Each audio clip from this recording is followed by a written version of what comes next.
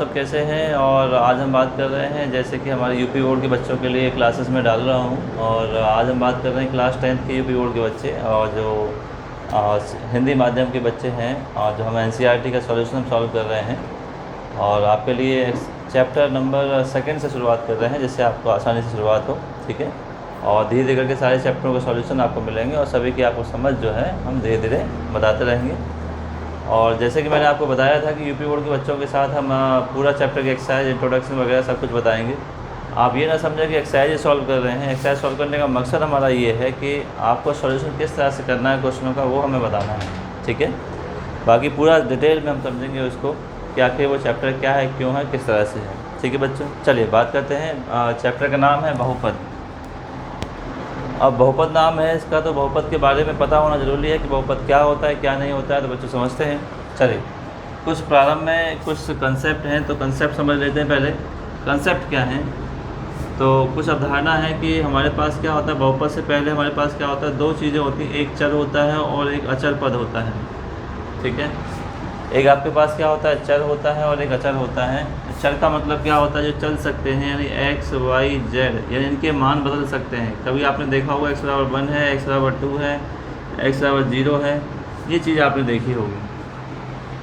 यानी चर का मतलब सिंपल सा मतलब यही होता है कि जो अल्फ़ाबेट्स हैं, अल्फ़ाबेट्स की वैल्यू जो है बदलती रहती हैं। ठीक है, तो उनको बोलते हैं चर। जैसे जितने भी x, y, z वगैरह होते हैं, ये हो गया आपके चर।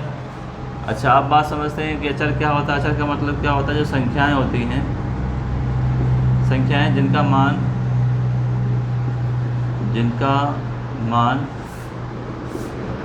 नियत रहता है। नियत का मतलब फिक्स रहता है, बदलता नहीं है। ठीक है, जैसे संख्याएं कौन सी होती है, 1 1 रहेगी, 2 2 रहेगी, 3 3 रहेगी, 4/5 4/5 रहेगा। ठीक है बच्चों, चाहे प्लस का हो चाहे माइनस का हो, वो ऐसे ही रहना है, उसमें कोई बदलाव नहीं होना है। ठीक है, और जब बदलाव नहीं होगा इसका मतलब क्या होगा, अचर पद होगा। अचर का मतलब सभी संख्याएं जो होती हैं, सभी संख्याएं क्या होती हैं, अचर पद होती हैं। जबकि चर ऐसी राशियां होती हैं, चर ऐसी राशियां होती हैं जिनके मान जो हैं बदलते रहते हैं। जैसे x का मान 1 हो गया, -1 हो गया, 1/2 हो गया, y की वैल्यू हो गई, z की वैल्यू कुछ भी 1 2 3 4 कुछ भी हो सकती है। तो ये चर हो जाते हैं। ये चर में मान बदले जा सकते हैं और अचर में मान बदले नहीं जा सकते। इनका मान एकदम समान रहता है, फिक्स रहता है पहले से। ठीक है, चलिए, तो अब इन दोनों को मिलाकर के आपके पास चर और अचर पद को मिलाकर क्या बनता है, एक पद बनता है। क्या बनता है बच्चों, पद बनता है। यानी यहाँ पे अगर आप लिख सकते हैं चर प्लस अचर, वैसे प्लस नहीं करना, पर इन दोनों को मिलाकर के क्या बनता है, एक पद बनता है, जिसको हम इंग्लिश में बोलते हैं टर्म, बोलते हैं टर्म। यहाँ पे मैं लिख देता हूँ थोड़ी जानकारी के लिए। इसको वेरिएबल बोला जाता है और इसको कांस्टेंट बोला जाता है। ये हो गया वेरिएबल और कांस्टेंट हो गया। चलिए, अब इतनी सी बात यहाँ पे हो गई है। इतनी सी बात के लिए आप आगे बढ़ते हैं। टर्म का एग्जाम्पल देख लेते हैं। एग्जाम्पल बच्चों क्या होता है, एग्जाम्पल ये होता है, एग्जाम्पल हमने लिखा 2x, या कांस्टेंट भी है और ये भी है, यानी अचर पद भी है और चर पद भी है, तो ये कांस्टेंट हो गया। y क्यू हो गया। अब आप ये समझ रहे हैं कि यहाँ क्या चर ही है, नहीं, 1 का मल्टीप्लाई इसके साथ है, तो ये दोनों हैं, अचर भी है और चर भी है। ठीक है, यानी कुछ भी आप लिखेंगे तो ये भी क्या है, ये भी सेम है, चर अचर दोनों हैं, तो इसका मतलब क्या होगा, ये एक पद हो गया। ठीक है, अब ये पद मिलकर के क्या बनाते हैं, ये सारे पद जो मिलकर के क्या बनाते हैं, सभी बहुपद बनाते हैं। क्या बनाते हैं, बहुपद। जब बहुत सारे पदों के बीच में प्लस माइनस इंटू डिवाइड वगैरह लग जाता है, तो उसको हम क्या बोलते हैं, बहुपद बोलते हैं। बात समझ में आ गई होगी, पॉलिनोमियल्स बोलते हैं, बहुपद बोलते हैं। ठीक है बच्चों, अब बहुपद के बाद हमें एक्सरसाइज समझने के लिए और क्या समझना चाहिए, इतना आपको समझ में आ गया। चलिए आगे बढ़ते हैं। इसके बारे में बहुत डिटेल में मैंने दे रखा है, काफ़ी सारी वीडियो देख सकते हैं आप। चलिए, इतना समझ में आया होगा आपको कि बहुपद क्या होता है। बहुपद जो होता है, चर और अचर पदों को मिलाकर के बहुत सारे पद बनाए जाते हैं। बहुत सारे पद बनाए जाते हैं तो क्या होता है, वो बहुपद कहलाता है, पॉलिनोमियल्स कहलाता है। ठीक है, इतनी सी बात यहाँ समझ में आई। चलिए, इसके बाद एक बात, छोटी सी बात ये है कि आपने बच्चों देखा होगा, यानी बहुपद को प्रदर्शित कैसे करते हैं, प्रदर्शित करने का तरीका भी समझ लीजिए। प्रदर्शित जो किया जाता है बहुपद को, इसे किया जाता है पॉलिनोमियल्स, क्योंकि बहुपद को इंग्लिश में पॉलिनोमियल्स बोलते हैं, इसलिए px बोल दिया। अब ये वाला x इसलिए कह रहा है कि जो भी इक्वेशन यहाँ पे होगी वो x के टर्म में होगी, जो भी समीकरण यहाँ पे होगा x के टर्म में होगा, ये आपसे कह रहा है। ठीक है बच्चों, चलिए अच्छा, इसको आपने देखा होगा, ये क्या होता है, निर्देशांक वाला होता है, निर्देशांक तल होता है, ये कार्तीय तल होता है, या इसको कार्तीय तल बोलते हैं, कार्तीय तल बोलते हैं। ठीक है, तो इस तल में आप समझिए ये एक्स होता है, ये एक्स नेगेटिव होता है, ये वाई होता है और वाई नेगेटिव होता है, यानी अक्षें होती हैं, ये एक्स अक्ष पॉजिटिव अक्ष होती है, ये वाई पॉजिटिव अक्ष होती है, और ये भी अक्ष, ये भी अक्ष। ठीक है, और यहाँ पे जो कोऑर्डिनेट होते हैं वो क्या होते हैं, 0 0 कोऑर्डिनेट होते हैं, मूल बिंदु होता है। जैसे कि हम समझते हैं क्या होता है, मूल बिंदु होता है। ठीक है बच्चों, चलिए और समझ लेते हैं। आपने छोटी क्लासेस में जाना होगा कि पहले देखो ये भी प्लस, ये भी प्लस, पहला जो चतुर्थांश है उसमें क्या आ रहे हैं, प्लस प्लस आ रहे हैं। 4 भागों में बांटा जाता है इसको, इस तरह से 4 भाग डिवाइड हो, पहले में सारा प्लस प्लस के। अच्छा, पहले एक्स पे चलते हैं, दूसरा वाई पे चलते हैं, पहला एक्स पे चला, फिर दूसरा वाई पे, तो एक्स पे नेगेटिव है, वाई पे क्या है, पॉजिटिव है, तो माइनस प्लस हो गया। इसमें दोनों नेगेटिव है, माइनस माइनस है, इसमें प्लस और माइनस है। बात समझ में आ गई होगी। ठीक है, इतनी सी बात है। चल, पहला एक्स का लिखा जाता है, दूसरा वाई का लिखा जाता है, इतनी सी बात है। इतनी सी बात समझ में आ गई होगी मुझे। ठीक है, अब इसमें एक कंडीशन और देख लीजिए। एक कंडीशन और क्या है बच्चों, एक कंडीशन ये है कि जितनी यहाँ पे पावर होती है, जितनी भी घात होती है किसी भी बहुपद की, उतने ही क्या होते हैं, उसके मूल होते हैं। यानी घात की संख्या बराबर, घात की संख्या बराबर मूलों की संख्या, मूलों की संख्या। सिंपल सी बात है। अगर एक्स में कह रहा है, मान लेते हैं हमने वही एग्जाम्पल लिखा, एक्स स्क्वायर बराबर 2x + 3 है, तो सबसे बड़ी बात क्या है।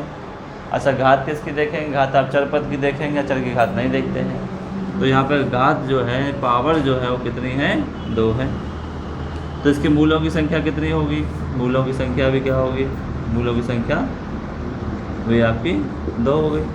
इतनी सी बात है, मूलों की संख्या भी क्या हो गई, 2 हो गई। अब क्योंकि ये x के मूल हैं तो x के पॉजिटिव मूल हैं, दोनों पॉजिटिव है, नेगेटिव वो से मतलब नहीं है, हमने 2 काट दिए, मान लो 2 यहाँ काट दिए, 2 मूल ये हो गए, ऐसे करके मिला दिए। एक ही इक्वेशन है तो एक इक्वेशन 2 मूल हो गए, एक्स एक्स कट कर रहे हैं। ठीक है बच्चों, इतनी सी बात समझ में आई होगी। यानी आपको ये बताना है कि इस ग्राफ में अगर आपको बताना है, कोई भी आपके पास समीकरण दे रखा है, कोई बहुपद दे रखा है, ठीक है, और उसमें एक ही क्या होना चाहिए, एक ही वेरिएबल, यानी एक ही चर होना चाहिए, एक्स एक्स होना चाहिए, वाई वाई होना चाहिए, जेड जेड एक ही होना चाहिए। ठीक है, तो अगर वो एक्स से पूछता है मूलों की संख्या, जितनी घात होती है उतना ही आप बता सकते हैं। अब इस चीज़ को उल्टा देख लेते हैं, आपको समझ में आ रहा होगा, अच्छे से देखिए, ध्यान समझिए इसको। और उसको उल्टा देखते हैं। मान लेते हैं कि हमने एक फ्रेम बनाया, ऐसे एक तल बनाया हमने, कार्तीय तल बनाया, पॉजिटिव और नेगेटिव, वाई पॉजिटिव और वाई नेगेटिव। ठीक है बच्चों, अब ये जो है हमारे पास इस तरह से कट कर रही है एक लाइन, मान लीजिए। इसका मतलब ये लाइन एक्स को कट कर रही है, तो एक्स के कितने मूल हो जाएंगे, मूल जो हो जाएंगे एक्स के 2 मूल हो जाएंगे। कितने हैं, एक्स के 2 मूल हैं। एक यहाँ कट कर रहा है, एक यहाँ कट, जितनी बार कट करेगा उतनी बार मूल है। अब फिर से मान लेते हैं एग्जाम्पल,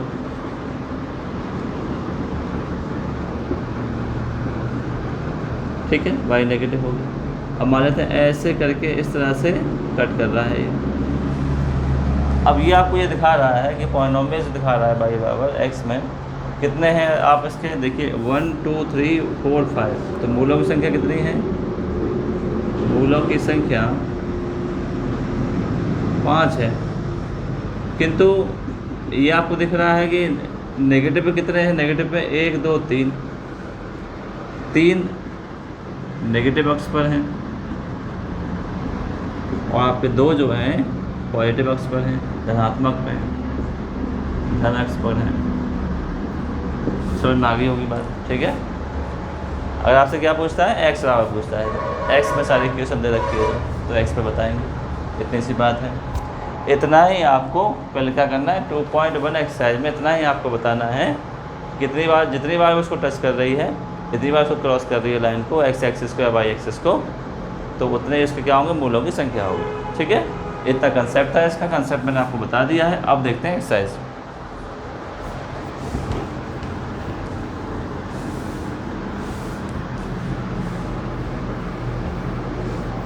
चलिए एक्सरसाइज में हम देख लेते हैं एक्सरसाइज में क्या कह रहा है ये कंसेप्ट आपसे कह रहा है कि y इक्वल पी एक्स है। अब क्वेश्चन नंबर 1 है y इक्वल पी एक्स है, यानी जो भी पॉलिनोमियल दे रखा है वो x के फॉर्म में दे रखा है। तो x के फॉर्म में दे रखा है, इसका मतलब आपको क्या समझ जाना है, x अक्ष वालों को देखना है। x अक्ष वालों पर मूलों की संख्या देखनी है, मूलों की संख्या, समझ गए होंगे मेरी बात। x अक्ष पर देखनी है। अगर मान लो x यहाँ होता, y यहाँ होता, पॉलिनोमियल y, तो y अक्ष पर देखनी होगी आपको, ये बात समझ जाइए। ठीक है, चलिए अब बढ़ते हैं, क्वेश्चन ले लेते हैं।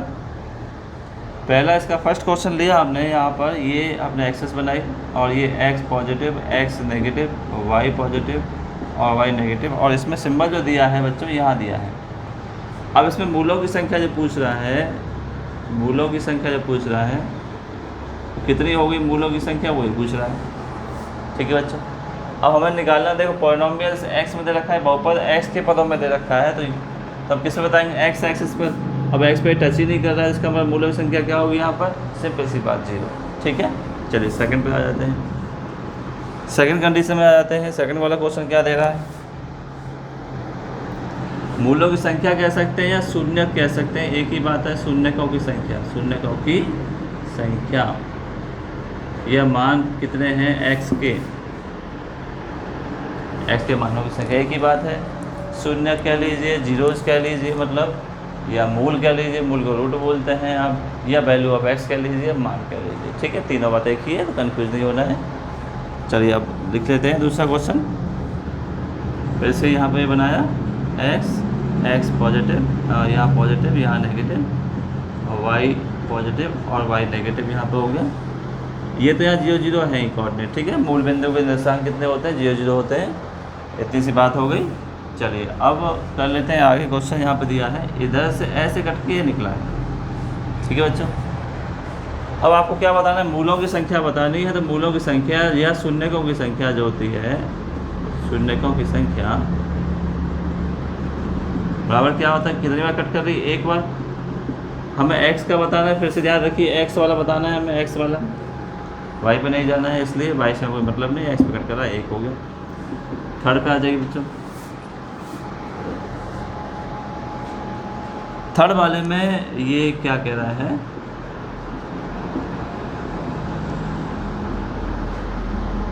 ये कुछ इस तरह से ये बना रहा है, थर्ड वाला जो क्वेश्चन है। ठीक है, आपको दिख रहा होगा x एक्सिस बताना है आपको, 1 2 3 3 बार कट कर रहा था।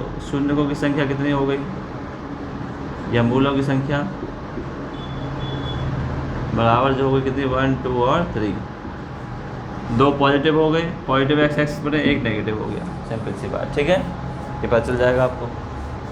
चलिए अब आगे बढ़ते हैं।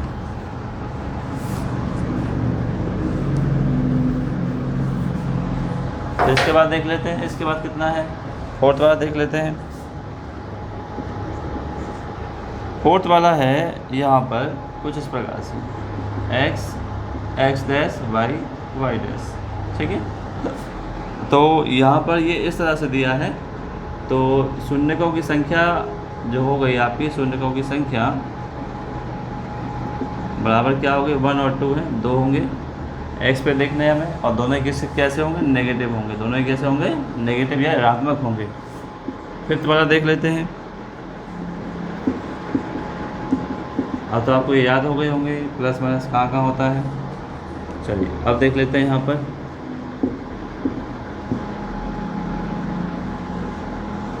ये है। ठीक है, तो इसमें मूलों की संख्या या शून्यों की संख्या कितनी है, 1 2 3 4 शून्यों की संख्या है, 2 इसके पॉजिटिव हैं और 2 ही इसके पॉजिटिव और 2 नेगेटिव। चलिए लास्ट देख लेते हैं इसमें, 6 वाला। लास्ट में ये है,